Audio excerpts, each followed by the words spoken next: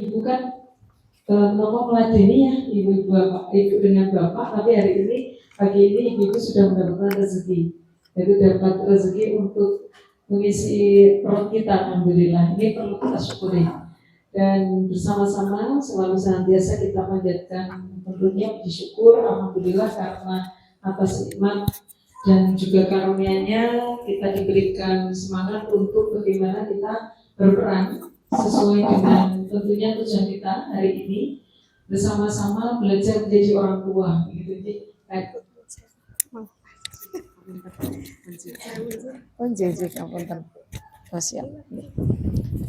Jadi saya juga sebagai orang tua yang terus selalu belajar begitu. Jadi kita hari ini bukan saya akan menggurui, tetapi kita belajar bersama-sama Bapak Ibu, dan terima kasih tentunya PKBM An-Nur hari ini diberikan kesempatan untuk bagaimana kita selama ini sudah menjadi orang tua yang terbaik untuk buah hati kita masing-masing. Dan mungkin di antara Bapak Ibu di sini putranya yang lebih dari 5 ada? Ada? Yang kurang dari 5? 4? Oh, Bapak 4? Oke. Ada yang 3? Oke. Ada yang 2? Saya 2, Pak Tia juga 2, Ibu berapa? 4. Oh 4 tadi ya harusnya, baik. Yang 1, ya baik. Mau 4, 3, 2, 1 sebenarnya perannya kita sama, Jadi hari ini mungkin santai saja begitu, Kebetulan saya juga mengelola lembaga seperti Pak Tia, begitu mendampingi. Oleh kami merintis untuk bagaimana layanan pendidikan begitu, hanya memang fokusnya saja yang berbeda, namun semua itu penuh dengan dinamika, betul ya Bapak Ibu ya.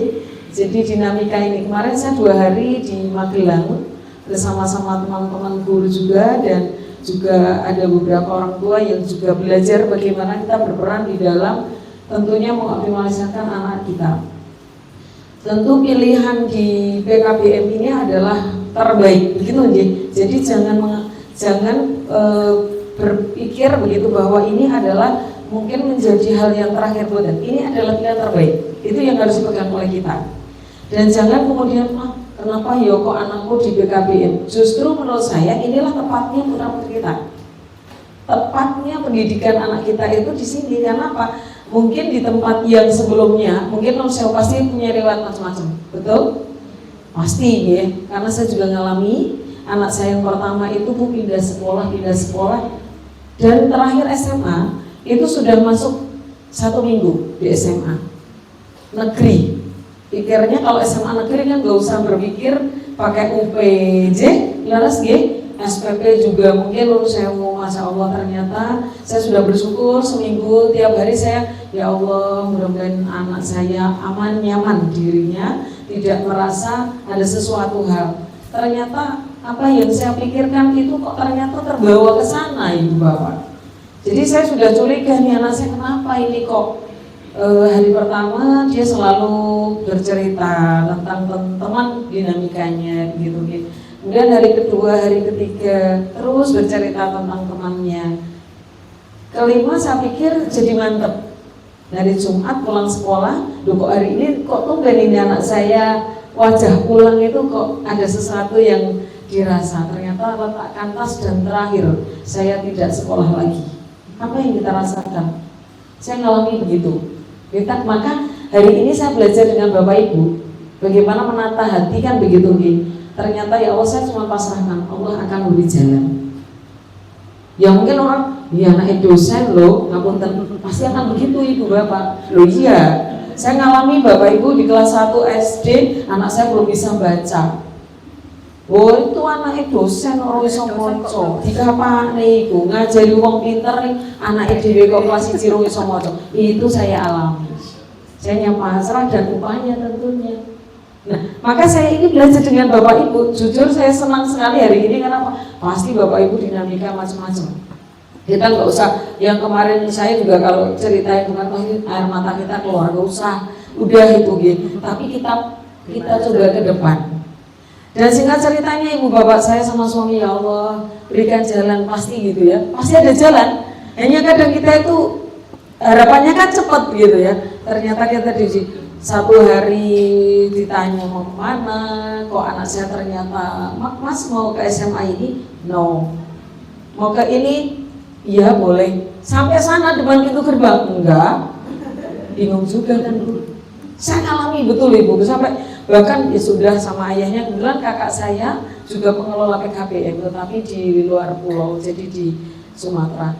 Jadi akhirnya saya berpikir ya udah pasti ada jalan, karena kita berpikir pada ada alternatif-alternatif yang harus kita tentu pilihkan, bukan untuk kita tetapi anak kita yang nyaman. Singkat ceritanya apa Ibu Bapak? Ya akhirnya 3 minggu yang semestinya anak-anaknya lain itu sudah belajar, anak saya belum belajar. Baru minggu keempat anak saya menemukan sekolah yang awalnya itu dia rasa enggak, tapi ternyata ya sudah ditetapkan oleh dirinya bahwa ibu saya milih di sini saja. Oke, ini bukan pilihan ibu loh nak, ini pilihan kamu. Maka itulah yang kemudian oh inilah ternyata Masya Allah Allah berikan kan. Jadi saya punya pengalaman dengan mungkin ini bisa berbagi dengan Bapak Ibu karena saya mengalami demikian. Karena SMP-nya juga demikian Ibu. SMP tinggal ujian 1 minggu, Ibu saya pindah sekolah. Allah ya Robi, Masya Allah. Saya waktu itu pada sedang S3 di Bandung. Saya sudah mengejar mau seminar proposal dan sebagainya. Saya langsung potong cut. Enggak, dah. Urusan seminar, urusan ini itu bisa ditunda. Tapi anak ini yang saya harus dampingi. Saya akan kerjasama dengan guru, bagaimana. Nah, yang penting kamu ke sekolah yuk. Ya walaupun mungkin kadang saya sekolah tidak mau masuk di dalam, di luar. Oh, alhamdulillahnya guru bisa diajak kerjasama. Itulah yang terus kita bangun.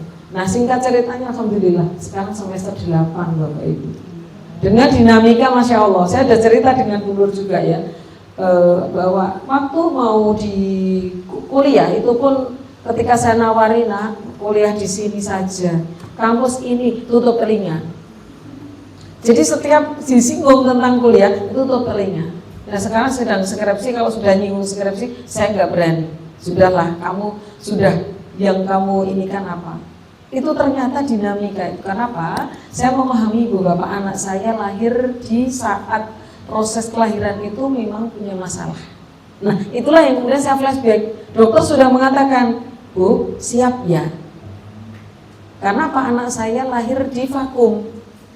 Jadi perkembangan emosi dan ininya itu yang ternyata berpengaruh. Ini untuk riwayat anak saya Ibu dan Bapak. Jadi ini sedikit berbagi pengalaman.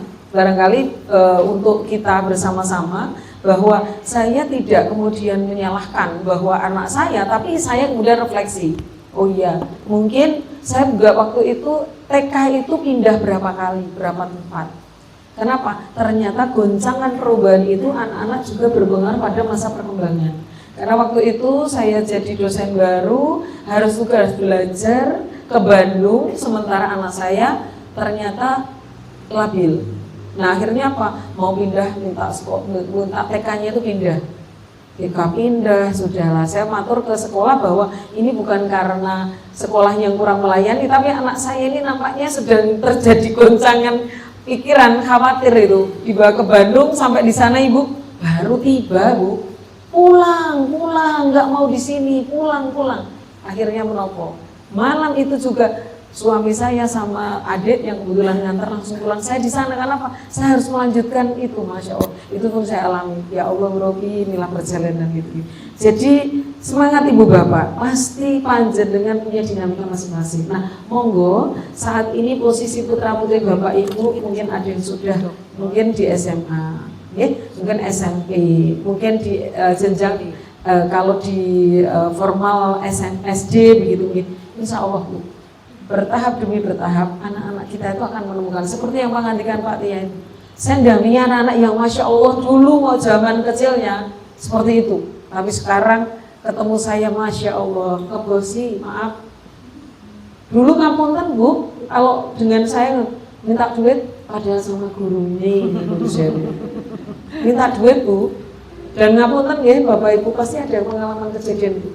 Ternyata sekarang Masya Allah sanggulnya. Dulu kalau belajar ngapunten Ibu Bapak, kakinya yang maju, bukan tangan yang maju salaman. Loh, kakinya Bu yang salaman itu, kenapa? Lah ulun sewu baru disuruh masuk kelas sekila sing ngajeng kok pripun. Ya, jadi Ibu Bapak, kebetulan saya membidangi di bidang anak-anak yang memiliki permasalahan di dalam proses perkembangan. Nah, permasalahan perkembangan ini kan sewu. Ini tema kita itu supaya kita sebagai orang tua itu jangan sedikit-sedikit anak kita itu kemudian ngono kok raiso. Nun sewu nggih. Saya mungkin kadang kan nun sewu ucapin ya Masya Allah. Tapi kan jadi kita istighfar. Oh iya ya, anak saya ini sedang proses belajar. Nah menikah nun sewu, ini sedikit kok akhirnya. Ini nomor sebenarnya Ibu Bapak ya. Ini nomor saya, kemudian email barangkali Ibu Bapak. Nah saya itu menikah nun sewu berkait dengan mendampingi anak-anak yang punya masalah perkembangan. Itu tujuannya untuk menopok. Memang bidang saya menikah kaitan dengan bidang anak-anak yang dalam proses perkembangan baik fisik, baik motorik. Kebetulan Mbak Lukna mahasiswa saya ini Bapak Ibu. Mbak Lukna ini mahasiswa saya yang sekarang sedang BPG. Mudah-mudahan lancar ya Nduk ya. Saya kalau dengan mahasiswa saya itu sering memanggilnya Nduk. Jadi kayak masih anak-anak begitu gitu. Tapi saking menapa pengen ya itu dekatnya dengan teman-teman mahasiswa begitu gitu. Nah, dari pengalaman yang mendampingi Niko terkait dengan berbagai macam kondisi Bapak Ibu, tetap kuncinya adalah bagaimana kita mensyukuri. Nah dalam proses ini semua anak itu kan pasti istimewa. Leres nawabadan Bapak Ibu, leres. Nah saat menika ngapunten, monggo sebentar saya berikan waktu kepada Bapak Ibu derek dipun pilih kekuatan apa yang ada pada putra putri Bapak Ibu. Anakku senenge opo toh non saya. Pilih boleh satu, boleh dua. Kebetulan Ibu dan Bapak nanti boleh Ibu mau milih apa, Bapak apa. Pikirkan sebentar kekuatan anakku apa.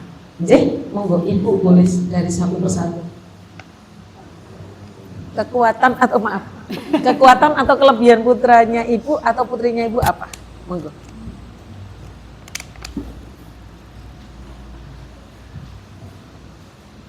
Kekuatan anak saya itu dulu kan di pondok. Kekuatannya hafalan atau yang menonjol suka masak, suka seneng gitu, masak, mungkin yang hafalan, olahraga. Sip, tepuk tangan untuk Ibu jadi kekuatan mereka kelebihannya. Yang muncul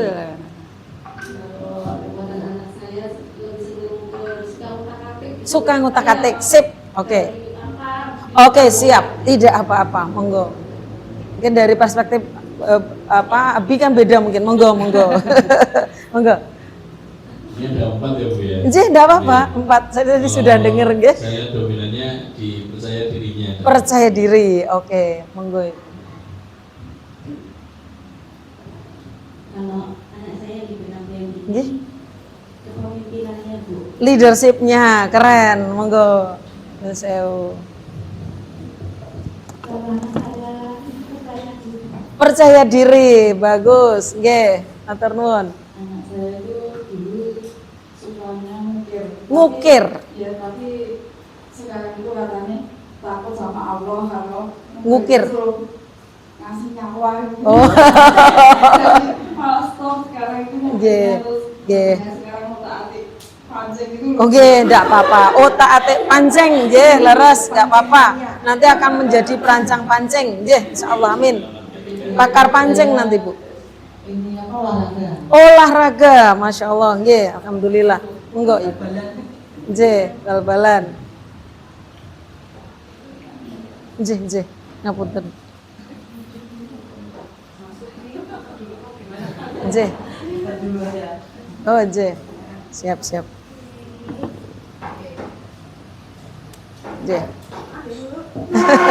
Maaf. Nggih. Untuk anak saya, untuk yang menonjol itu suka main komputer. Luar biasa. Monggo. IT, leres. Anak saya juga suka otak-atik Suka otak-atik elektronik. yang bersih-bersih rumah. Suka bersih-bersih rumah, Masya Allah, ya Allah. Nggih, cinta kebersihan, nggih. Luar biasa.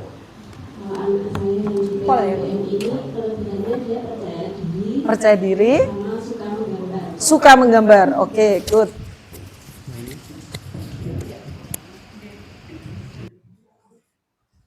Kalau anak saya kan dua, yang pertama itu sukanya membaca, J.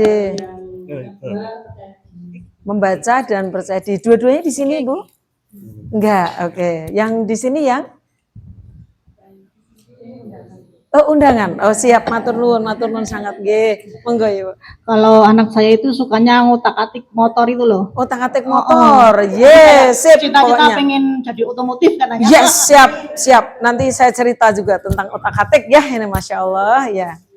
Kekuatan anak saya suka nyanyi, suka bikin layangan itu. Oh, otak-atik dan suka buat layangan. Nggih, bagus.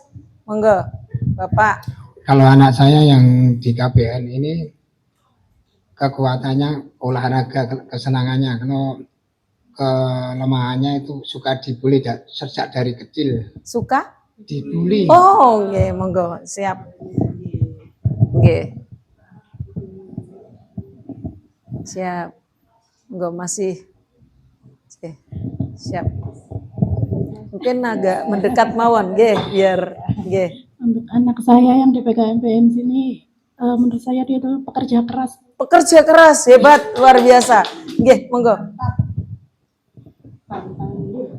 Kalau anak saya kelebihannya di IT. IT, tepuk tangan untuk semuanya, Masya Allah. Allah. Luar biasa. Ya, Alhamdulillah. Kita sebenarnya secara langsung bahwa Bapak Ibu ini sudah bisa menemukan kekuatan putra-putrinya. Tidak mudah untuk menemukan menikah. Nah, berangkat dari kekuatan itulah kita yakin bahwa Allah titipkan putra-putri yang saat ini kebetulan baik yang ada dititipkan di PKPM maupun yang ada di sekolah lain, insya Allah kita harus yakin bahwa anak-anak kita itu pasti akan berkembang. Kadang memang masa di kecil dengan kemudian beras tadi kan Diko Ibu kan berubah ya. Kalau kemarin suka ukir, kalau sekarang suka mancing, nggak apa-apa. Anak saya dulu kecil juga demikian, namun sekarang Masya Allah, anak saya di teknik industri, tetapi otak-atiknya motor Ibu. Anak saya sekarang malah suka modifikasi.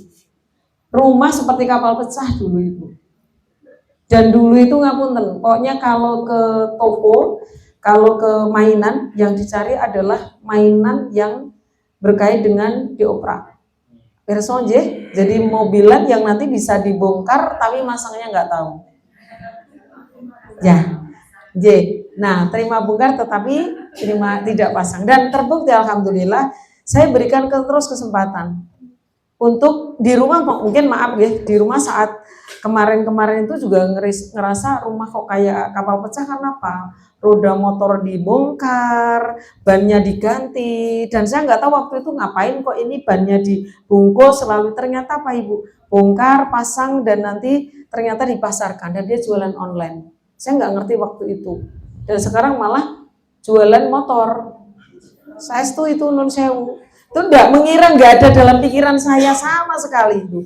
Dan kemarin baru tahu kalau kok ada orang ke sini kok nanya motornya mau dijual, loh lah saya nggak jual beli motor ini gitu. Ternyata diam-diam anak saya semester 8 kebetulan dan kami hanya support saja. Yang penting saya nanamkan bagaimana kamu jujur, katakan apa adanya, kalau memang ini begini. Kami hanya menanamkan begitu, mendampingi. Dan itu nun sewu mohon maaf Bapak Ibu, saya tidak memodali uang. Kenapa? Ada cara yang ternyata jelimetnya dia itu ternyata terbawa. Kenapa? Kalau dia membeli sesuatu tuh teliti sekali. Ini bagaimana, dan itu ternyata yang kemudian menjadi bekal dia. Nah, ini mungkin monggo kekuatan panjenengan. Ibu tadi putranya suka apa kok? Olahraga. Sekarang itu Indonesia kita itu kan atlet-atletnya kan ngambil dari luar negeri. Siapa tahu monggo kesempatan, kekuatan itu, olahraga itu. Anak saya dulu bulu tangkis juga pernah mencoba. Enggak apa-apa Ibu, monggo di olahraga itu adalah menjadi modalitas untuk percaya diri tadi deh, percaya diri juga oke. Nah, monggo bersama-sama bahwa setiap anak itu memang unik. Tadi kita mengidentifikasi. Saya sendiri tadi matur bahwa anak saya otak-otak waktu kecil, namun sekarang terbukti bahwa ternyata dia tidak di jurusan otomotif, tetapi malah justru bergeraknya di bidang motor. Nah ini kita itu tidak tahu nanti itu goalnya menopo. Yang penting sebagai orang tua terus berdoa, terus mendampingi, berikan kepercayaan, itu penting. Kadang kan kita sudah curiga dulu, engkau gege, ngapunten ini. Kan saya sudah khawatir waktu itu, ini ngopo tuh kok motor kok diobrak gini ganti. Ternyata apa Bu, itu untuk properti. Dia wear gitu, ngapunten gitu. Ternyata suara motor itu begini, itu yang ditawarkan. Oh ini ternyata setelah itu kok knalpotnya dicopot, ternyata knalpotnya itu yang ditawarkan. Ini loh suara. Sekarang anak-anak nun sewu dengan berbagai cara teknikanya memang kita harus mengawasi. Kita tidak bisa hanya percaya sepenuhnya. Dan derek siapa temennya itu penting. Siapa temennya anak kita itu penting. Dan kalau bisa kita kenal baik, jangan curiga. Kita kenal baik. Kita kenal siapa temennya, syukur kita kenal keluarganya. Karena dengan kenal keluarga, kita terbangun kepercayaan. Monggo derek kalau putranya keluar, putra kita keluar, berarti menopo? Kita coba untuk komunikasi. Oh ternyata sama-sama ngerjakan tugas, alhamdulillah. Oh sama-sama ternyata ngopi. Biasanya saya biasa menanamkan apa? Kalau kita jujur dengan putra putri kita, biasanya putra putri kita jujur. Misalnya posisi. Nah, ibu sedang ada tugas Sherlock. Saya tadi non sewu. Hari ini saya posisi di sini, saya sudah Sherlock. Ibu tugas di sini, nak. Dia kemudian, ibu saya sama teman saya olahraga di sini. Good. Jadi dia ada tadi komunikasi yang kalau kita terbuka, anak kita juga akan terbuka. Tapi kalau kita, ibu pokoknya gitu. Nah, pokoknya itu di mana gitu kan? Nggak jelas kan ibu bapak gitu. Akhirnya dia, ya beginilah Bu, kan gitu akhirnya jawaban. Anak-anak sekarang kan ngapunten ibu bapak. Zaman Gen Z atau apa ini gitu. Itu kan berbeda kalau dulu kita ngapunten dengan orang tua itu sedikit dikerasi pun wedi. Saniki mboten saged. Namun kita tetap ada konsistensi, ketegasan kita peran sebagai orang tua. Nah untuk itu ketika kita bicara keunikan anak kita juga tidak ada yang sama. Putranya tadi ibu 4 ya. Tidak ada yang sama persis ya ibu. Juga nun sewu merasakan betul ya dari anak pertama, kedua, ketiga. Kalau yang satu nggak bisa membandingkan, tetapi merasakan gitu, walaupun satu merasakan kok beda ya ora kondisi lesno mboten. Mungkin juga dengan putra ponaan atau putranya kakak adik mungkin juga merasakan demikian. Nah untuk itu ibu bapak bahwa perbedaan tadi adalah memang secara kondisi begitu ya bahwa itu adalah merupakan karunia, ya keunggulan, kekuatan dan ternyata dengan adanya perbedaan-perbedaan itu justru menjadi kekuatan. Kenapa? Saling melengkapi. Coba semuanya kalau pengen jadi dokter, sinten sing ajeng disuntik? Siapa yang akan nonton sepak bola kalau semuanya pemain sepak bola? Maka ada yang jadi penonton, ada yang jualan cilok. Coba ngapunten kalau nggak ada yang jualan cilok. Sepak bola serasa hampa, karena apa? Anak-anak masuk ke dalam lapangan itu membawa cilok. Ada yang jualan es teh, karena apa? Di dalam panasnya kayak gitu. Nah inilah perbedaan. Ini dari sisi kehidupan kita saja, kehidupan kita itu sudah keberagaman, tidak ada yang seragam.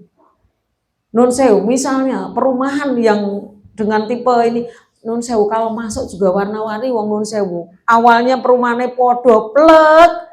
1 minggu kemudian, apakah sama terus Bapak Ibu? Tidak, ada yang kemudian ditambahi, ada yang dirubah, ada yang catnya diwarna-warni. Nah itulah keberagaman.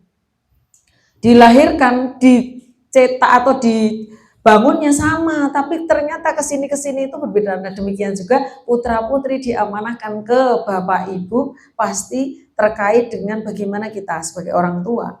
Allah kan ciptakan ke dalam individu di dalam keluarga ya buah hati yang dilahirkan dari buah hati seorang ibu, pasangan keluarga pasti lahir harapannya semuanya sempurna kan gitu ya. Dan Allah pas sudah ciptakan sempurna Bapak Ibu. Jadi jangan mengatakan kok anakku kok gini ya, pastilah manusiawi. Maunya kan semuanya lahir pinter, nun sewu, pengennya seperti Pak Habibie jadi presiden juga kan itu ya. Waduh gitu ya. Maka kita tidak ada dinamika. Nah, ibu bapak ada di dinamika itu ada kenangan-kenangan ya Masya Allah. Mungkin kalau ingat kemarin perjalanan panjenengan ya air matanya ngapunten. Mungkin macam-macam gitu ya. Yang tadi mungkin ngapunten ada pengalaman putra putri tadi pulih. Ya saya juga ngaten Bapak, alami juga Pak. Ada Bu, tetapi bagaimana menanggapi? Ada memang secara psikologi, anak-anak ini kan ada yang maaf cuek-cuek saja. Tapi ada anak yang rentan, sidik dipikir ngantok jeru banget. Akhirnya nun sewu muncul. Nah inilah yang perlu kita dampingi putra putri. Nah oleh karena itu berkait dengan bagaimana kita orang tua, maka orang tua bersama bapak ibu yang sekarang diamanahkan tentunya di PKBM ini putra putri bapak ibu atau yang sekolah di tempat sekolah lain barangkali terkait dengan putra putri yang lain, monggo kita dampingi. Kenapa? Kita harus yakin bahwa Allah ciptakan, Allah berikan potensi setiap individu. Nah potensi itu kan beda-beda. Ada yang potensi berkait dengan mungkin kalau diukur beda-beda. Karena apa? Minat bapak ibu pun berbeda-beda. Kalau saya tadi melihat ini kotak panjenengan ada yang dibuka makan jeruk dulu. Ini menunjukkan minat pertama pengen buah. Ada yang mungkin nanti isinya menopo. Nah ibu dahar itu dulu. Ini berkait dengan snack ya Bu Bapak Ibu. Apalagi Allah berikan di keluarga panjenengan dengan berbagai macam. Leres. Jadi hari ini saya nggak kuliah, nggak nopo. Saya hanya mengingatkan diri saya sebagai orang tua dan ibu. Jadi akhirnya kita sama-sama, mari kita bersyukur. Kita diberikan putra putri. Kalau kebetulan saya mengizin perkenalkan anak saya 2 ibu, sebenarnya 3, tapi Allah ternyata yang ketiga tidak bisa tertolong dan saya harus ikhlas gitu ya karena operasi dan ya inginnya banyak karena suami saya saudaranya 13. Jadi sebenarnya saya pengen seperti di suami ya karena keluarga 13 itu rasanya Masya Allah kalau lebaran gitu. Cuman saya capek Bu ternyata gitu ya. Karena 13 sekarang cucu anak cicit itu sudah 90 sekian. Itu baru satu keluarga. Jadi kembali ya jadi belajar juga dengan keunikan masing-masing. 13 ternyata oh kakak yang ini begini, kakak ini begini kan jadi belajar juga bagaimana kita memahami terkait dengan keunikan. Demikian juga kaitannya dengan kehidupan di masyarakat. Di masyarakat kita itu kan juga kehidupannya nun sewu, macam-macam. Nah, oleh karena itu konsep keberagaman itu kalau kita telusur ke dalam kebijakan pemerintah tentang bagaimana kaitannya dengan inklusif, yaitu pendidikan inklusif. Pendidikan inklusif itu pendidikan yang terbuka, yang ramah, yang menerima keberagaman. Dan PKBM itu sejatinya PKBM inklusif. Kenapa? Menerima dengan berbagai macam tanpa melihat bagaimana ini kondisi anak-anak, tetapi kebutuhannya yang dipenuhi. Untuk itu, nah kita refleksikan. Beberapa hari yang lalu, salah satu keluarga dengan diberi amanah putra 4. Dengar berita ini Bapak Ibu? Iya, dengar ya Ibu. Beliau pasangan keluarga yang kebetulan saya sudah izin dengan beliau meminta foto. Beliau Bu Ani dan Pak Murtado pasangan keluarga yang diberi putra 4. Semuanya itu lahir semuanya dalam kondisi maaf dari sisi fisik tidak ada masalah. Tidak ada masalah sampai kemudian di kelas SD naik kelas 6 itu terjadi kelumpuhan. Yang nomor 1 yang menikah yang Mas Fahmi. Kemudian disusul saat kedua Mas Fakih itu yang kedua terjadi kelumpuhan saat di kelas SD. Kelas 6 juga. Yang belakang itu adalah Mas Fatih yang berdiri di samping Pak Murtado. Itu Mas Fatih nomor 3 dan yang terakhir adalah Dek Faris yang nomor 4. Nah, ternyata 3-tiganya menikah ngapunten ibu dan bapak. Allah berikan amanah putra 4 dengan kondisi yang perkembangan luar biasa dan smart semuanya dari sisi kognitifnya karena masuk UGM semua. 3 putranya itu yang pertama Mas Fahmi alumni dari vokasi UGM teknik, kemudian di Fakih juga kondisinya demikian, dia juga lulus, kemudian nomor 3 Mas Fatih di UGM, nomor 4 baru mau masuk UGM, seharusnya SBMPTN, namun Allah berkehendak Mas Fahmi sudah dipundhut beberapa tahun yang lalu saat setelah wisuda vokasi. Betapa terpukulnya dan ininya orang tua. Yang kedua, wisuda bulan Agustus. Bulan Agustus wisuda, ternyata Oktober Allah panggil. Betapa ininya orang tua, sudah kondisi demikian, sudah di ini tapi ternyata luar biasa. Yang nomor 3 alhamdulillah ini sedang skripsi karena seusia anak saya yang nomor pertama. Yang nomor 4 baru beberapa hari yang lalu. Dan baru saja ini kan sedang ujian dan harusnya SBMPTN kemarin. Saat kemarin Kapundhut itu sudah bekerja sebagai developer game. Jadi pendesain mobil-mobil yang ada di game itu Bapak Ibu. Masya Allah luar biasa, dan 1 bulan itu sudah gajinya, walaupun bekerja hanya Sabtu Minggu, gajinya sudah 21 juta. Bahkan kemarin terakhir itu sebelum dipundhut Allah itu mengatakan bahwa Bu, Ibu purna awal aja mendampingi saya. Tapi ternyata Ibu dan Bapak kondisinya semangatnya luar biasa, tapi ternyata fisiknya yang fungsi di organ tubuh. Nah, ini kebetulan disebut dengan muscle dystrophy. Anak-anak yang mengalami disabilitas tetapi bukan karena sejak lahir. Jadi karena faktor genetik Bapak Ibu. Jadi ternyata adiknya Ibu Ani itu juga mengalami demikian. Kemudian sekarang adiknya yang ada di Palembang itu juga kagungan putra yang demikian. Ini enggak mengira sama sekali kondisi yang dialami oleh Bu Ani. Namun ternyata ketika beliau menjalani, saya juga belajar dari beliau, Masya Allah, kuat, hebat ya. Dan saat beliau tindak haji, beliau berdua tindak haji, ini saudara-saudaranya ini Pak Lek, Pak D-nya itu saudara-saudaranya juga luar biasa hebatnya. Nah, ini menunjukkan bahwa kita diingatkan, kita bersyukur putra putri kita dari sisi fisik. Mungkin kalau sedikit rodok kok berkait dengan mungkin pemahamannya atau mungkin kontrol emosinya, monggo insya Allah. Kalau kita yakin, ibu bapak harus yakin dulu. Ibaratnya saya memberikan titipan ini pointer ke ibu. Kira-kira kalau saya menitipkan pointer ke ibu, kira-kira pointer itu akan dirawat atau dibiarkan saja? Pasti dirawat. Ini hanya sekedar pointer. Nah, Allah ini yang memberi rezeki, Allah yang memberikan kita kehidupan, dan Allah menitipkan putra-putri kita di masing-masing keluarga. Pasti ibu bapak sudah upaya luar biasa. Dan akhirnya apa? Ya kita Muslim setiap sholat pasrahkan doa. Nah itu pasti sudah dilakukan oleh bapak ibu. Yakin nggak ibu bapak? Menghantarkan putra putri kita, insya Allah mandiri, sukses. Itu yang harus kita inikan. Dan tulis bu besar-besar itu, entah itu tulisan atau mungkin doa-doa kita. Setiap ini anakku pasti bisa, karena kita bisa. Anakku yakin, itu dinamika, dan nanti Masya Allah justru anak-anak inilah yang nanti Masya Allah justru mengerti Tuhan kita biasanya.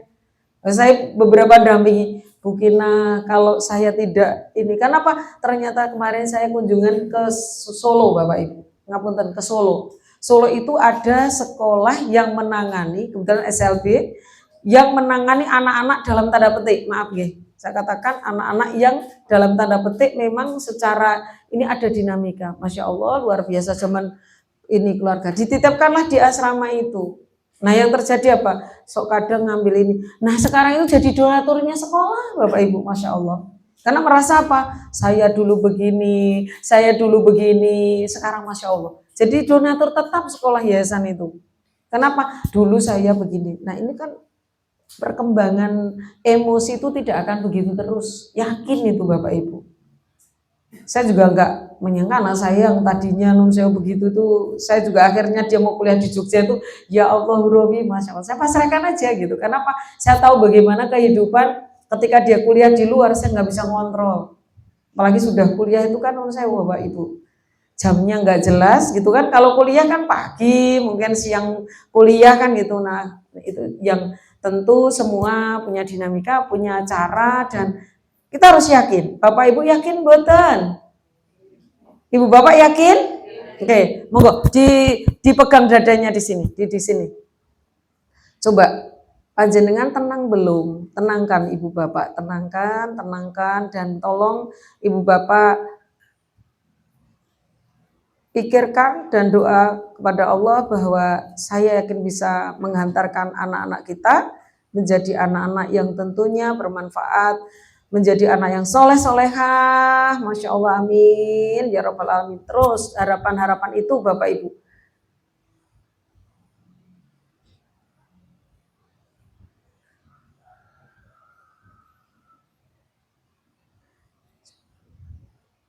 Yakin Bapak Ibu? Cukup? Saya kira yakin Ibu dan Bapak. Yakin? Ya. Semuanya titipan Bapak Ibu. Semua titipan. Saya ibaratkan tadi, saya menitipkan ini. Kalau saya menitipkan ini hanya barang sepele. Tapi ini hanya mungkinlah yang nitip. Nah, ini sementara Allah tidak hanya memberikan amanah putra putri, tapi Allah berikan rezeki kita yang berlebih. Kadang ada hal-hal yang di luar, Masya Allah. Dan Allah itu memberikan sesuatu tepat pada waktunya pasti. Tepat pada waktunya. Untuk itu Bapak Ibu, kehidupan pun itu warna-warni. Kalau kita mengambil dalam surat Al-Jurat, kalau dalam Islam itu kan Allah menciptakan kita itu memang berbeda-beda, tidak ada yang sama persis. Kemudian juga tentu kalau kita lihat jenis kelamin sudah berbeda-beda, betul? Warna kulit beda mboten? Beda, ada yang kuning, ada yang putih, ada yang mungkin warna. Nah, ini warna kulit, berbeda warna, itulah satu kemanusiaan. Minat, tadi kita sudah identifikasi putra-putri kita, ada yang muta'uti, ada yang tadi sudah punya modalitas kepercayaan diri, ada yang leadership, ada yang tadi olahraga. Ini Masya Allah luar biasa tentunya. Bakat setiap orang punya keunikan. Tentunya salah satunya adalah bagaimana potensi bakat. Tentu profesi, di dalam ruangan ini profesinya macam-macam dan saling melengkapi. Tentunya, saya tidak masak kalau nggak ada rumah makan, warung, saya tidak akan bisa makan untuk keluarga, betul? Kenapa? Kadang-kadang ibu-ibu ngejar-ngejar waktu, waduh pagi kemerungsung, nggak sempat goreng lele, ternyata warung di tetangga sudah ada lele, Masya Allah. Nikmatnya kalau kita punya tetangga, punya warung yang sudah melengkapi kita. Kita kalau nggak ada petani, beras siapa yang menanam? Nah, itulah keberagaman kita. Juga kaitannya dengan kognitif. Nah, kognitif ini juga ada. Kalau terkait dengan kognitif, Allah pasti berikan ketika kognitifnya lemah, pasti ada aspek lain yang kuat. Seperti kemarin saya diminta untuk mengamati seorang putri yang kebetulan dilahirkan di pasangan keluarga yang dari latar belakang medis, dari sisi dokter, bapaknya, ibunya dokter. Lalu mengatakan, Bu Sukina, anak saya cerdas kan? Saya mengatakan, Alhamdulillah cerdas. Cerdas itu maknanya beda-beda, tergantung kan gitu ya. Jadi ternyata anaknya verbalnya luar biasa, Masya Allah. Saya katakan ini luar biasa, kenapa? Enggak semua anak itu mampu berkomunikasi dengan verbal yang sangat luar biasa. Karena ada anak yang nun sewu kami, Bapak Ibu, kebetulan tadi saya sampaikan, saya merintis sekolah 26 tahun yang lalu dengan anak-anak yang ngapunten sekali. Untuk kontak mata begini, itu Masya Allah, saya harus ngajari, lihat, sampai mainan beginikan. Dan 1 semester, itu belum tentu tercapai untuk berlatih tentang kontak mata. Untuk yang kontak mata, untuk menirukan kata, bukinah tirukan. Tirukan, 1 semester dereng saged.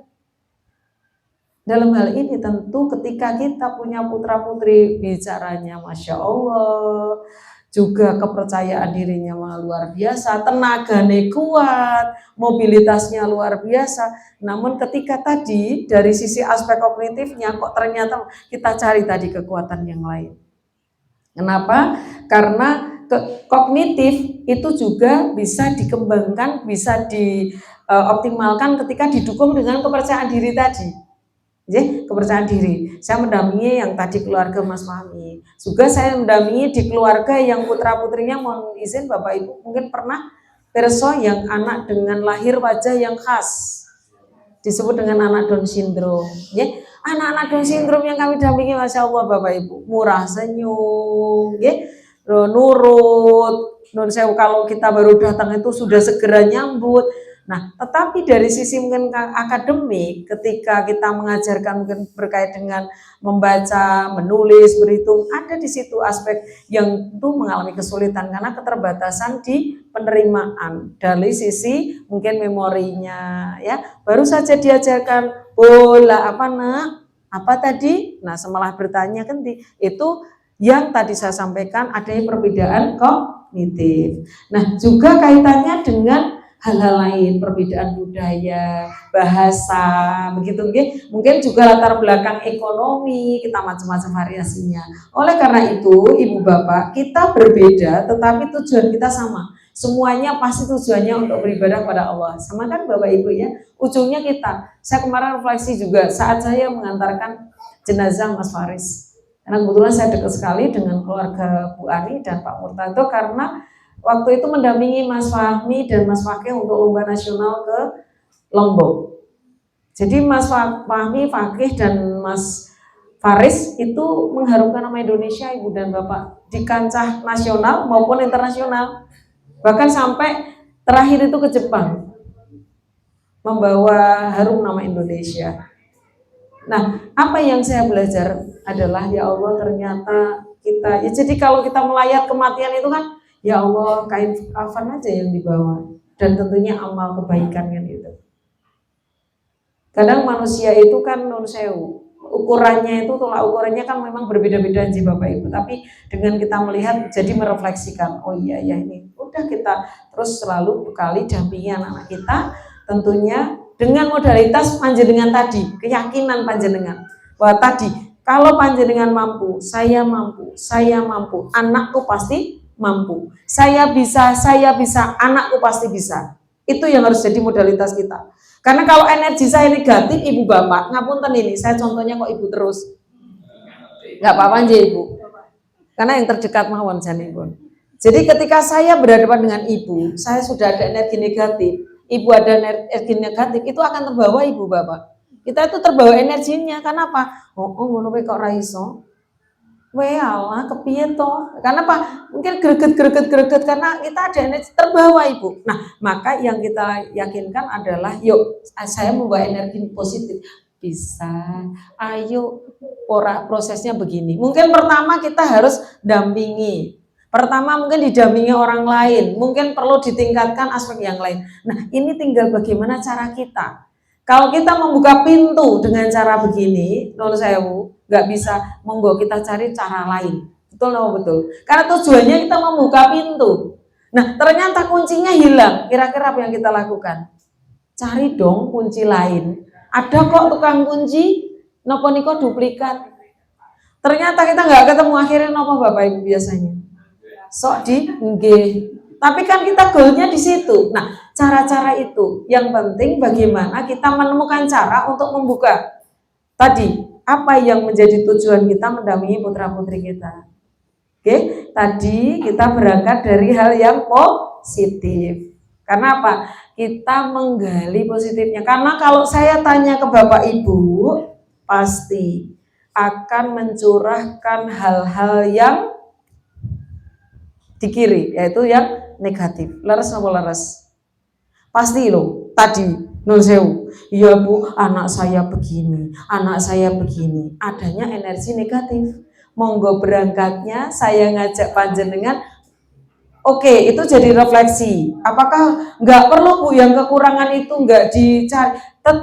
Tetapi kita cari dulu kelebihannya dulu Ibu Bapak. Sehingga kalau kita mendampingi putra-putri kita berangkat dari yang positif, itu akan lebih mudah. Tapi kalau berangkat dari yang kekurangan, waduh lagi kekurangannya lebih oke. Jadi di sini bebannya jadi gini Ibu Bapak, miring atau begini. Tapi kalau ketika kita berangkat ini semangatnya akan berbeda. Coba non sewu. Nanti di dalam dan derek ibu bapak.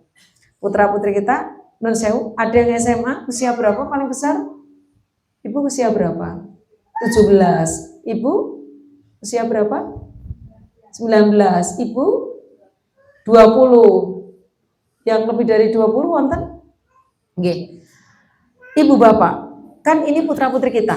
Tahu, nggih. Jadi ternyata kalau dulu waktu kecil, mungkin si kecil nggak tahu masih di kalau sakit mungkin ke dokter begitu, nggih. Nah ke dokter ternyata itu kok nggak, non saya belum sembuh. Kira-kira apakah tetap kita nggak upaya? Pasti ada upaya. Mungkin kalau zaman saya kecil dulu, ibu saya ngingatin anak saya untuk dipijitke, non sewu, masas. Itu karena apa? Kita yang bisa memprediksi kebutuhannya anak. Namun semakin gede ternyata anak kita itu kurang disentuh Bapak Ibu. Disentuh leres nopo leres. Kalau kemarin ayo ke toilet. Ayo ini. Semakin gede kono neng toilet dewe. Leres nopo leres. Lama-lama mung dari jauh, bahkan sekarang saya temukan komunikasi dengan Kang Putro kok WA-WA-an dalam satu rumah. Saya kemarin itu saya ikut berbes, cuman saya non sewu, saya minger sambil ngelap sebenarnya. Kasihan anak ini karena curhat ke saya. Nah, kamu kok ini ke sekolah kok sudah pagi-pagi sudah begini. Iya, tadi malam saya sampai malam karena apa? Saya WA minta makan nggak dikasih ngantuk sampai malam ini. Aduh, masya Allah kasihan sekali kamu. Pagi ini udah sarapan belum? Karena aku mau WA ke mamiku masih tidur. Oke deh. Kok WA? Saya bilang gini, mami tugas kemana? Enggak, mami di lantai atas, aku di lantai bawah. Bu. Jadi saya refleksi juga gitu, nggih. Ya Allahu Robbi gitu. Akhirnya nun sewu ceritalah keluar gitu. Akhirnya menurut sewu kami matur kepada sekolah untuk dilakukan diskusi. Yuk cobalah kita ubah. Bukan kemudian kita membiarkan begitu. Karena apa? Ternyata curhatan dari anak ini mbok yau. Nah, kalau terkait dengan sentuhan tadi Bapak Ibu, sebenarnya putra-putri kita kebetulan tadi putrinya masih ada yang kecil juga. Umi nggih. Jadi anak-anak ini ternyata butuh sensori ini perlu distimulasi. Nah, sensori kita itu ada 5 Ibu Bapak. Ada 5 aja, panca indera kita itu ada 5. Penglihatan, pendengaran, menapa malih? Pencecapan, pembauan dan perabaan. Penglihatan kita itu dominan lebih banyak ke penglihatan dan pendengaran. Kinestetik mobilitas itu sering dikatakan itu normal, bocah kok ora iso leren. Nun sewu. Padahal memang keunggulan gaya belajar anak ini saged nerima kalau melayu-melayu dhisik. Nah ini ngapunten, kita memang PR-nya juga gitu. Jadi kita kalau mungkin nun sewu, kalau di rumah kok anak ini kok iso sinau kudu melayu-melayu riyen paringi dulu nun sewu. Kesempatan untuk dia lari-lari. Atau kalau tadi anak ini bisa belajar ternyata bisa anteng ngapunten Umi, harus dibeginikan. Ternyata butuh sentuhan. Dia akan yakin percaya ketika disentuh. Kenapa? Sensori tadi, kebutuhan sensorinya. Ada anak yang makan makanan tertentu di sini belum tentu bisa masuk. Kenapa? Di sini taktil pencecapannya itu. Dia peka terhadap makanan tertentu. Kalau saya misalnya contoh, saya pribadi saja, saya nggak doyan daging. Mau diapakan, dimasak apa kecuali bakso, aneh lagi itu. Kan aneh gitu ya, saya jujur, mau daging ketutan sedikit nggak bisa. Tapi kalau bakso bisa. Kenapa? Ibu saya berhasil memanipulasi. Kenapa ibu saya bilang waktu itu ngapunten, bohong tapi menurut saya ibu saya iya ya betul manipulasi sekarang setelah belajar. Kenapa? Ibu saya itu membuat baksonya itu terigunya ibu yang dikasih tahu, bukan dagingnya. Jadi nun sewu tepung apa? Betul nggih? Kanji atau apa nggih? Kanji. Tepungnya itu ini dari tepung bukan nggak ada bakso itu dari Ya akhirnya apa? Pertama ibu saya mungkin dagingnya sedikit, jadi tepungnya sekarang cilok-cilok itu mungkin gitu. Nanti. Nah, tapi kalau ketutar sedikit juga nggak bisa sih bu. Daging terasa itu nggak bisa. Nah ini artinya testingnya anak-anak kita mungkin berbeda. Jadi kita nggak bisa memaksakan juga untuk semua rasa harus dia makan. Termasuk pembauan, mungkin dia peka terhadap bau tertentu. Maka kita juga harus pahami ketika dia tidak nyaman pada waktu-waktu tertentu ketika membawa tertentu. Nah ini yang 5 panca indera ini yang kita harus perhatikan putra putri kita. Mungkin dia sensitif banget terhadap sesuatu hal, termasuk di pendengaran. Nek enek suara rada kenceng itu tidak nyaman bagi anak itu. Pramila kita harus hati-hati. Oh ternyata nek aku rodok ngapunten nih, rodok tegas sithik. Sukinah, oke nyaman bagi dia. Sukinah, Sukinah. Nah itu sudah, aduh di sininya itu sudah pleng gitu ya. Aduh sudah, dia malah justru kayak semakin di. Nah ini non sewu, karena tadi auditori pendengaran pun, atau ngapunten penglihatan. Nah, ibunya lagi melotot sidik, wah sudah ini ngapunten. Ini monggo. Jadi kita harus memahami dulu karakteristik dari putra putri kita. Apakah memang ada hipersensitif? Mungkin ada yang lari-lari sampai ini kok koyo ora kesel. Ya memang kebutuhan energi nih anak kita itu di situ. Maka kita kemudian mengarahkan. Ada ibu bapak, ini sungguh-sungguh terjadi. Satu sekolah itu ngeluh ke kami, Bu, saya punya murid. Kalau belajar, bisa belajar masuk ke kelas, itu harus maaf ya, nyari putung rokok. Betul. Dan di jalan raya. Sekolahnya itu di jalan raya. Pinggir maksud saya. Nah ini kalau ke jalan raya, kalau lurus terus itu sampai menurut saya ngapunten Malioboro. Saya sampai bilang, ya coba sekarang dikontrak.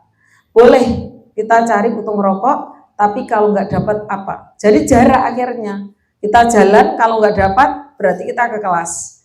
Artinya kita beri kesempatan. Nah ternyata singkatnya adalah anak ini dengan dia membau rokok, dia suka bau rokok itu ternyata masya Allah kepekaan dia. Ini loh kopi sing enak, ini kopi yang tidak enak, ini kopi betul. Saya bilang mah besok udah dibuatkan aja kopi shop atau apalah gitu ya. Dan ngapunten kalau ketemu gurunya yang enggak, ya misalnya nun sewu yang laki-laki kan enggak pakai atau putri yang enggak pakai hijab, itu langsung dia mengatakan pakai sampo merek ini. Dan betul-betul pas, tidak ada kesalahan. Merek semua sampai sini. Ini piye toh yo, masya Allah. Saya satu merinding. Saya aja nggak ngerti, beda kayak kudu nonton mereknya. Oh ini tahu itu. Nah ini sekarang jenjangnya SMA dan waktu itu sekolah umum di SD, kemudian SMP, kebetulan di sekolah kami, sekolah khusus, dan SMA-nya juga di sekolah khusus. Dan kami sekarang fokuskan kepada tadi menopo keterampilan kekuatan di pembawa. Akhirnya dia ke arah tadi menopo minuman atau makanan dan sennya. Jadi dia baru lihat gini makanan enak dan tidak enak gitu. Luar biasa nggih. Jadi mungkin nanti nggak tahu Allah mungkin mungkin. Nah betul nggih. Jadi cip-cip itu betul sekali itu. Ide tadi luar biasa nggih. Besok kami buatkan itu apa namanya YouTuber gitu ya. Jadi monggo perbedaan itu bukan yang dipertentangkan, tetapi dengan adanya perbedaan tadi itu saling melengkapi. Oleh karena itu monggo kita saling menghargai, kemudian juga saling membantu, saling belajar dan tentu saling menguatkan karena bersyukur itu adalah sesuatu yang tentu menjadi cerminan hati dari kita masing-masing. Ya, syukur alhamdulillah kita diberikan amanah putra putri karena tidak semua orang tua ternyata saat ini kemarin saya dicurhati Bu Sukina bersyukur saya sudah menunggu 16 tahun saya belum mendapatkan, tapi ternyata mungkin ini uji kesabaran. Teman saya kemarin juga cerita insya Allah panjenengan belum, tetapi anak didik panjenengan itu adalah anak-anak panjenengan insya Allah menjadi ladangnya untuk kita mendidik anak-anak. Nah dari ini mungkin ini sedikit suara mereka yang anak-anak ya Nah, ada anak-anak yang memang tidak suka belajar itu dengan duduk.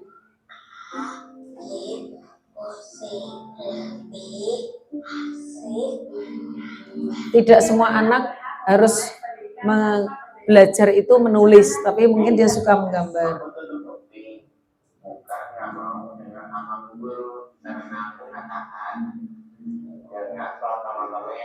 Nah, anak ini tutup telinga bukan karena nggak mau mendengarkan nasihat orang tua, nasihat guru, tetapi karena tidak suka dengan suara yang ribut. Di sekolah inklusif, kami para guru paham bahwa anak-anak berkebutuhan khusus mempunyai potensi untuk dikembangkan. Hanya saja cara belajar mereka yang berbeda. Perbedaan dalam proses belajar bukan halangan untuk mengembangkan potensi. Sekolah inklusif, sekolah untuk semua anak. Ya, jadi kalau tadi saya matur bahwa Allah berikan potensi anak-anak dengan berbagai macam keragaman, ada murid yang cepat belajar, ada yang kalau dari sisi ini lambat belajar, ada murid yang kalau disebut dengan kesulitan belajar spesifik mungkin kesulitan dalam membaca, tetapi dia unggul di matematik, ada yang kesulitan matematik, tetapi kesulitan di cara dia mengelola emosinya. Dia pintar dalam segala hal, tetapi belum bisa berbagi empati terhadap sekitarnya.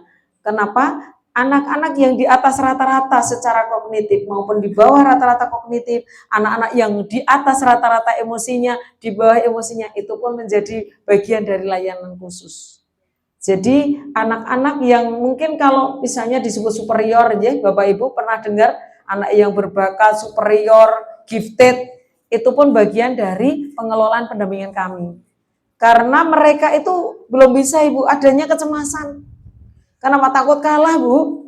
Anak-anak yang memiliki kemampuan di atas rata-rata itu karena takut nanti saya disalib teman. Takut kalau nanti saya nggak dapat juara 1. Takut kalau nanti saya dimarahi mama, maaf nih misalnya. Kenapa? Karena dia pengennya selalu as the best. Itu pun anak-anak yang tentu harus kita dampingi dari sisi kecemasan atau mungkin aspek-aspek lainnya. Perkembangan bahasa yang tadi saya matur, saya ngajari murid saya dulu memanggil nama saya Bu. Bu Kina Makonas. Pripun niku Bu, Pak? Pak Yasin Cimacas. Bu Kina Makonas. Pak Yasin Cimacas pun boten ngaler kalih ngidul niku. Tapi Masya Allah, Allahu Akbar. Saya kalau ingat luar biasa, sekarang Alhamdulillah Ibu Bapak, sudah lulus S2 IPB. Dan ya tadi Ibu Bapak, ikutnya PKBM. Waktu itu karena memang dari sisi ke kelas begitu, dia memang untuk adaptasi dengan lingkungan ketika dia tidak nyaman, dia nun sewu. Gedruk-gedruki. Nah, kelas kan jadi non sewu, belum kondisif. Akhirnya mamanya memutuskan untuk pilih ya tadi alternatif yaitu berkait dengan sekolah ya. Akhirnya milihlah PKBM itu sebagai tempat untuk belajar yang tepat untuk putra-putrinya gitu. Nah, kemudian juga perkembangan motorik tadi ada yang mungkin secara ini apalagi ngapunten sekarang itu nulis kenapa kok anak-anak malas. Nah, nunul-nunul pun dados kok. Oh, Ibu aja sekarang nggak pakai nulis pensil loh. Nulis WA coba berkirim surat nggak ada sekarang. Nul pun tekan pundi-pundi ya parkir apa. Nah ini. Nah kenapa? Tangan kita juga gini-gini terus, buatan begini-begini. Nah maka anak kita kalau nggak suka ya berarti contoh. Karena Pak anak menonton figur yang ada di sekitarnya. Leres napa leres? Kalau dulu nggak ada si kotak kecil, sekarang si kotak kecil itu lebih bahaya daripada kotak besar dulu. Kalau dulu TV begitu di keluarga pasti semua keluarga nonton.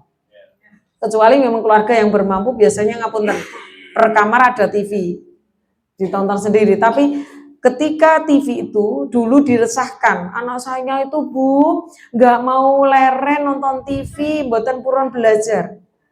Tapi sekarang yang paling nun sewu, ini sekarang menjadi masalah buat kita sebagai orang tua adalah bagaimana anak-anak kita itu terkait dengan kotak kecil tipis itu. Bukannya itu nggak dimanfaatkan, nggak bisa sangat bermanfaat. Karena itu teknologi hadir itu bisa mempermudah segala hal.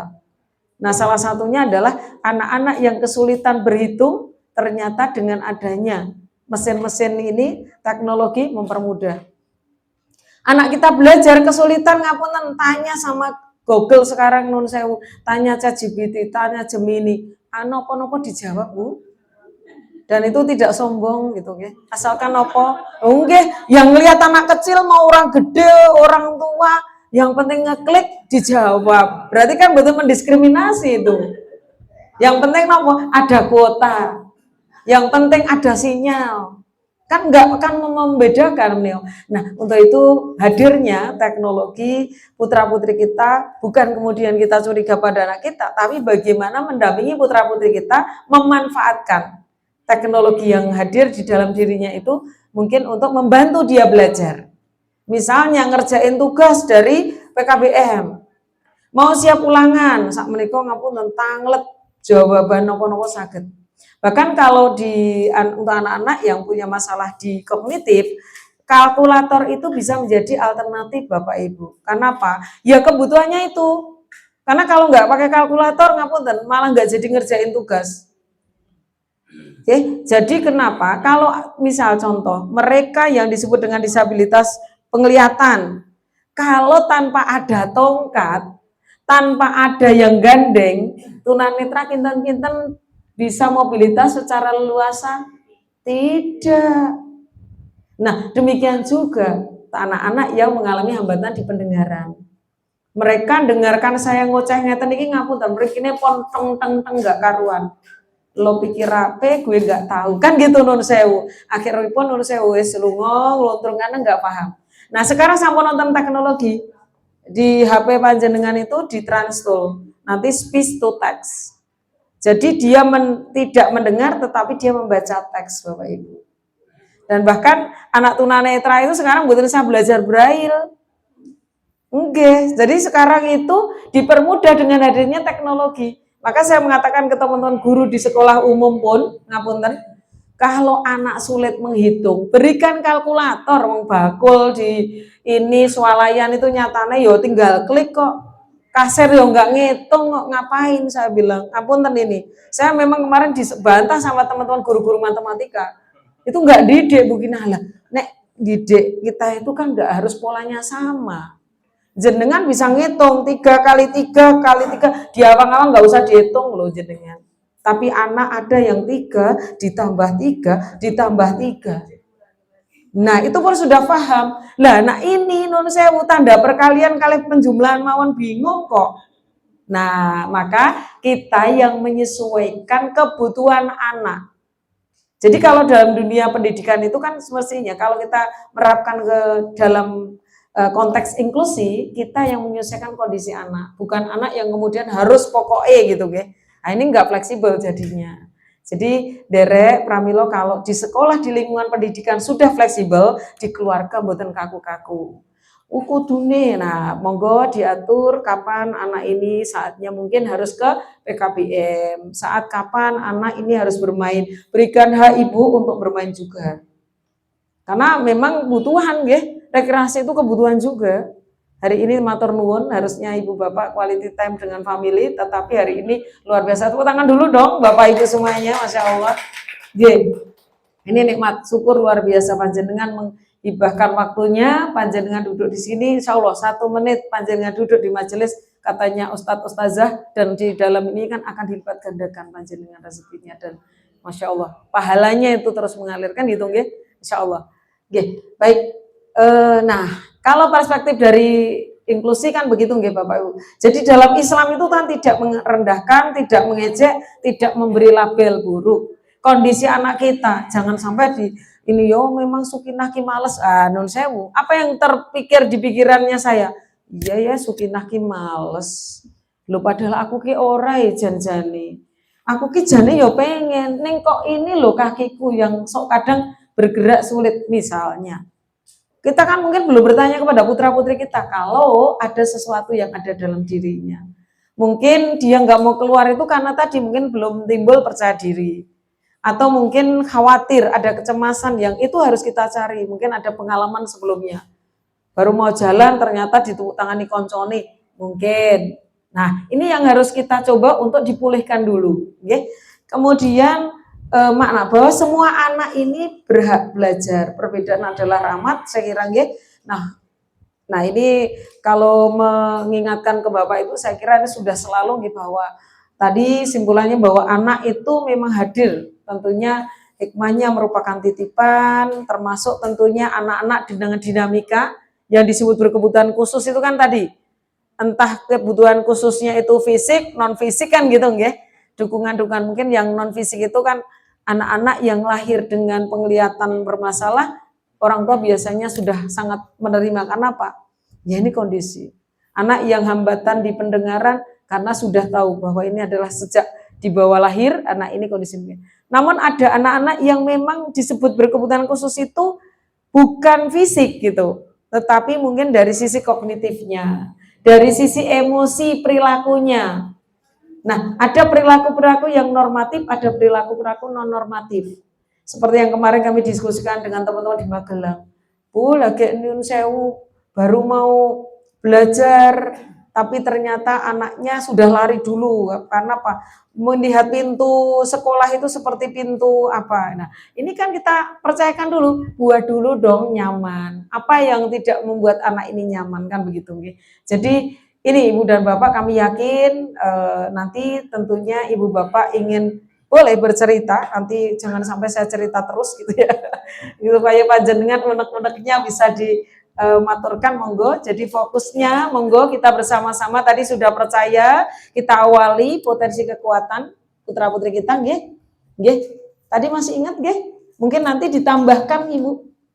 Kalau Ibu tadi bilang nanti ke olahraga, potensi yang lain apa? Suka masak, suka main, suka berteman itu positif loh Bu. Karena tidak semua anak-anak itu suka berteman. Jadi anak saya itu pernah dapat piala dari sekolahnya itu. Anak saya itu suka berteman. Alhamdulillah ya Allah. Ternyata mungkin dia merasa kok temanku suka diribet. Pialanya itu suka matematik. Nah dia merasa kok aku nggak dapat suka matematik. Lah kamu emang nggak suka, nak kamu sukanya berteman gitu. Ternyata berteman itu satu capaian yang itu juga tidak semua anak suka berteman. Kemudian juga tadi suka percaya diri. Maka ketika kita mungkin anak kita merasa anak saya sulit, monggo kita rubah menjadi yang positif. Nah misalnya anak saya sedang proses belajar. Maka saya selalu mengingatkan, ketika monggo, Ibu, kok anak saya kok belum ini? Ibu, anak kita sedang berproses belajar untuk menuju ke sana. Ya, kemudian, monggo Ibu, monggo. Jadi setiap anak itu punya pintu untuk keberhasilan yang berbeda. Cara-cara membuka pintu tadi kan saya panjenengan mungkin geret, mungkin ada yang didorong, ada yang ditarik, ada yang digeser. Leres mboten? Pintu saja itu juga demikian. Nah, demikian juga untuk bagaimana optimalisasi putra-putri kita, tentunya monggo bisa dibuka dari masing-masing cara di keluarga. Dan yang paling utama dan pertama adalah kita sebagai orang tua. Karena di dalam fondasi pendidikan 24 jam dikurangi di luar berapa jam Bapak Ibu?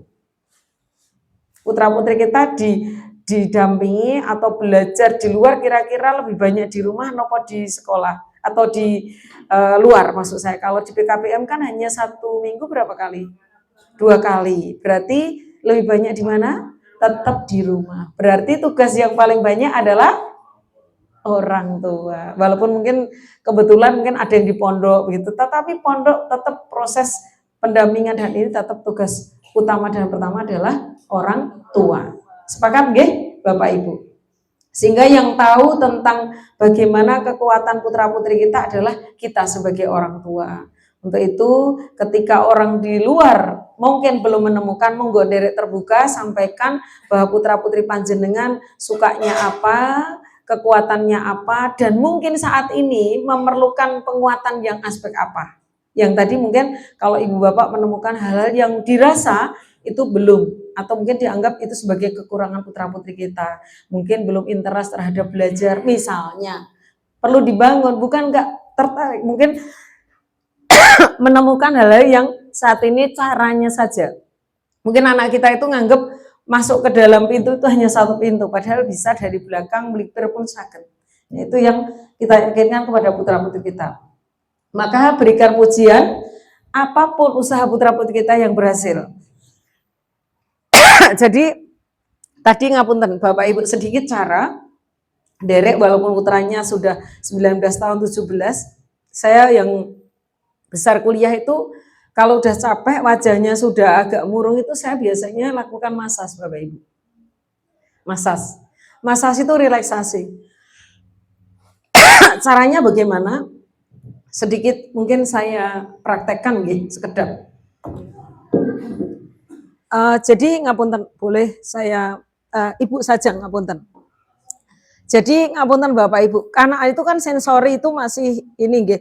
Jadi kita berikan lotion di tangannya seperti Mbah Dukun sebenarnya. Loh enje, makanya saya kalau ke sekolah kami itu anak-anak narik tangan, terus tangannya itu ditaruh di sini karena mengkodekan minta pijat. Jadi saya kayak Mbak Dukun itu. Jadi di lotion begini, apa kasih lotion monggo, minyak apa-apa gitu. Terus nun sewu, biasanya sambil kita bercerita ngobrol gitu, seperti orang ngapunten meres baju itu. Sekecon apa mboten Ibu? Jadi dibeginikan, rileks sambil kita cerita, sambil kita. Tapi kalau anak nggak nyaman, tadi saya matur, ada anak yang hipersensitif di taktilnya, itu nggak bisa dipaksakan. Karena kalau diginikan sampun kesakitan, ya ampun. Ada yang memang jenggirat langsung. Nah, berarti kalau ada anak kita dibeginikan jenggirat, itu ada masalah di taktilnya Ibu Bapak. Nah, kalau kemudian dari ini, nun sewu nanti lajeng punggung di sini Ibu. Sambil ngapunten, kita ngapunten nggih Ibu sangat. Jadi sambil kita mungkin mohon, ya Allah, sambil kita berdoa, kemudian beginikan. Jadi tidak disiksa. Ngagem baslap biasanya, kalau kami untuk nerapi anak-anak yang nun sewu usia kecil itu ngagem sikat operasi operasi itu nggih, yang lembut sangat itu nanti diturunkan begini sambil kayak dipijit konten. Nah, sambil kayak ditekan begitu, kemudian dari punggung lalu ke tangan kiri. Sami Ibu diputar begini, punggung lagi ke bawah, lalu nanti ke kaki nun sewu. Nah, anak-anak rata-rata ngapunten, anak-anak yang punya energi lebih itu kakinya ngapunten pasti seperti nun sewu ngapunten kayak batu itu. Nggih, keras. Nah, itu seharusnya itu tumpuan emosi Bapak Ibu. Itu yang harus direlekkan. Jadi ketahanan, ngapunten, mbok bilih ngapunten yang nanti datang-datang dengan di rumah jangan putranya terus diginikan. Malah bingung ibuku ngopo iki gitu nggih. Nggih. Jadi nanti nun sewu dipun ini mboten apa Ibu. Dari sini ke bawah mangke dipun puter lagi Ibu. Dari bawah lutut sini nggih Ibu Bapak. Karena bagian sini itu sensitif, kemudian bagian sini sensitif. Jangan. Nah, ini saya belajar waktu itu ke Jakarta ikut kursus terkait dengan Niko. Nah, untuk relaksasi salah satunya adalah anak-anak dengan stimulasi sensorinya. Nanti punggung, kemudian nah nun sewu kalau anak-anak yang kami mengalami keterlambatan bicara itu kemudian ke area oralnya Ibu Bapak. Jadi masas di sini oralnya, kemudian nun sewu untuk fokus di sini begini. Maka nun sewu kalau menggunakan teori barat itu kan ada brain gym. Ada senam otak. Nah, itu sebenarnya dasar ininya tuh ya menggunakan polanya Mbah Dukun itu gitu. Masas itu tadi nggih. Jadi dari itu nanti nun sewu kemudian telinga. Jadi telinga itu kan fungsinya untuk mendengarkan nggih. Jadi dimasukkan ini nun sewu makanya salah satu di fungsi wudu. Saat wudu nggih, leres ada tarikan ke atas. Itu ternyata Masya Allah. Itu mengingatkan bahwa kita nun sewu wudu dibeginikan ditarik itu salah satunya adalah juga ternyata kalau kaitkan dengan keilmuan terapi itu adalah untuk tadi proses menenangkan, kemudian yang di sini itu memfungsikan pendengaran sensori di pendengaran karena kalau di sini diinikan itu oh Masya Allah ternyata itu. Dan saya menemukan waktu ikut kegiatan workshop tentang terapi itu salah satunya adalah tadi. Nah, monggo Ibu, dan dengan itu ternyata anak-anak mungkin tidurnya jadi rileks. emosinya berkurang begitu. Dan itu kami minta mempraktekkan ke beberapa orang tua yang memiliki putra putri emosinya nun sewu tadi masih harus dibantu untuk ngelola. Kalau dalam ini mengeregulasi emosinya ternyata itu efektif gitu.